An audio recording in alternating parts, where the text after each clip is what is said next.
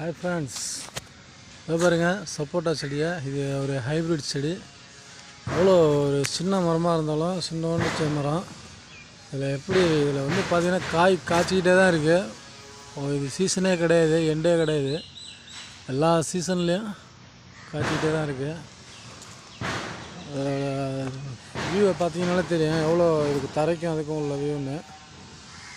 நிறையா தெரிஞ்சதுலேருந்து இது கிட்டத்தட்ட ஒவ்வொரு மாதமும் காய் இருந்துக்கிட்டே தான் இருக்குது. இதேமாரி நீங்களும் வீட்டில் வாங்கி யூஸ் பண்ணிங்க, நல்லா பயன்படும். நல்லா ஈல்டு அதிகமாக கொடுக்கும். சப்போட்டா, இந்த சப்போட்டா செடியில்